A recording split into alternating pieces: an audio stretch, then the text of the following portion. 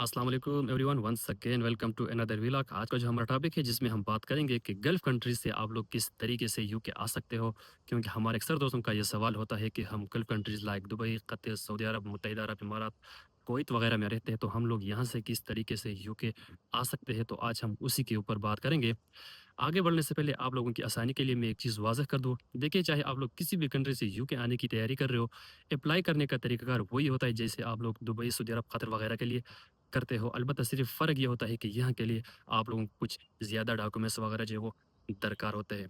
बाकी वही तरीकाकार होता है, आप लोगों को किसी भी ट्रैवल एजेंसी के पास जाना होता है, डॉक्यूमेंट्स वगैरह सबमिट करना होता है, वो आगे से अप्लाई करते हैं, फिर कंपनी की तरफ से रिस्पॉन्स आता है, फिर जो है वीज़ा लग कर आता है, फिर आप लोगों को जाना होता है।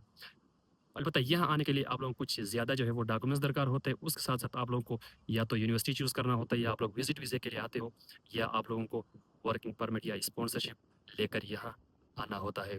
रिक्वायरमेंट क्या होता है, इसके हवाले से हम आखिर में बात करेंगे। पहले हम बात करते हैं कि आप लोग किन-किन तरीकों से यहाँ आ सकते हैं। तो देखिए, यूके आने के लिए बेसिकली आप लोगों के पास 3 तरीके होते हैं। आप लोग विज़िट वीज़े पर यहाँ आ सकते हो, आप लोग वर्किंग परमिट या स्किल वर्कर वीज़े पर यहाँ आ सकते हो, और इसके साथ आप लोग स्टडी वीज़े पर यहाँ आ सकते हो। सबसे पहले हम बात करेंगे विज़िट वीज़े के हवाले से। तो देखिए, ये एक शॉर्ट टर्म वीज़ा होता है जिसमें आप लोग फैमिली विज़िट के लिए यहाँ आ सकते हो, आप लोग बिज़नेस पर्पज़ के लिए आ सकते हो, और आप लोग घूम-फिरने के लिए यहाँ आ सकते हो। इस वीज़े पर ज़्यादा खर्चा तो नहीं आता, डॉक्यूमेंट्स भी कुछ ज़्यादा दरकार जो वो नहीं होते, और ये वीज़ा भी बआसानी आप लोगों को मिल सकता है। लेकिन इस वीज़े पर आने का फ़ायदा ये नहीं है कि इसमें आप लोगों को काम की इजाज़त जो है वो नहीं होती। सिर्फ़ यहाँ आने के बाद महीना, डेढ़ 2 महीना गुज़ारने के बाद आप लोगों को हर सूरत वापस जाना होता है। अब बात करते हैं वर्किंग परमिट या स्किल वर्कर वीज़े के हवाले से। वर्किंग परमिट या स्किल वर्कर वीज़ा क्या होता है? अगर आसान अल्फाज में आपको समझा दूँ, तो ये एक काम का वीज़ा होता है जिसमें यूके आने के बाद आप लोगों को काम का इजाज़त होता है। आप लोग यहाँ पर फुल टाइम काम जो है वो कर सकते हैं। लेकिन ये है कि इसमें आप लोगों के पास कोई अच्छा हुनर होना चाहिए, जैसे आईटी से रिलेटेड हो गया, इंजीनियरिंग से रिलेटेड हो गया, या नर्सिंग से रिलेटेड। उसके बाद आप लोग किसी भी यूके में रजिस्टर्ड कंपनी की वेबसाइट में जाके आप लोग काम के लिए, वीज़े के लिए अप्लाई करते हो, फिर आगे से वो कंपनी वाले आप लोगों को स्पॉन्सर करते हैं, फिर उसी तरीके से आप लोग यहाँ पर आ सकते हैं। लेकिन इसमें मसला ये होता है कि अक्सर कंपनी वाले जो है वो फ्रॉड करते हैं, आप लोगों का वीज़ा भी लगता है, आप लोग यहाँ पर भी आते हैं, यहाँ पर आने के बाद भी साल, डेढ़ साल बाद आप लोगों का कंपनी जो है वो फेक साबित हो सकता है। अक्सर ये केसेज़ यहाँ पर सामने आ चुके हैं। लिहाज़ा किसी भी कंपनी में आप लोग अप्लाई करने से पहले आप उस कंपनी को वेरीफ़ाई ज़रूर करें। एक ये मसला है, दूसरा मसला ये है कि इसके ऊपर खर्चा बहुत ज़्यादा आता है। कम से कम अगर आज के हिसाब से मैं आपको बता दूँ, 80 से 90 लाख पाकिस्तानी इसके ऊपर खर्चा आता है। आगे से आप लोगों को बैंक स्टेटमेंट वगैरह शो करना होता है। फिर यहाँ आने के बाद भी आप लोगों को मंथली जो है वो 5 से 600 पाउंड जो है वो टैक्स पे करना होता है। ये आसान नहीं होता। ये मैं बिल्कुल भी आप लोगों को रिकमेंड नहीं करूँगा, क्योंकि ये चीज़ आप लोगों के लिए सूटेबल नहीं है। अब बात करते हैं स्टडी वीज़े के हवाले से। इसमें होता ये है कि आप लोगों को यूके में पढ़ाई के लिए आना होता है।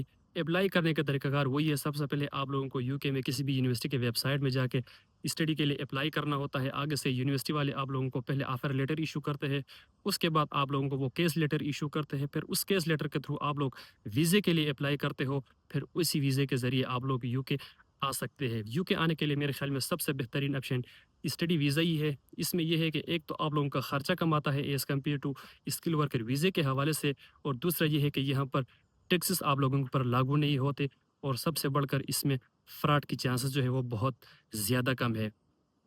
और एक फ़ायदा ये भी है, यहाँ आने के बाद आप लोग स्टडी के साथ-साथ काम भी कर सकते हो, और जब एक दफ़ा आप लोगों का डिग्री कंप्लीट होता है, फिर उसके बाद आप लोगों को 2 साल के लिए पीएसडब्ल्यू जो है वो मिलता है।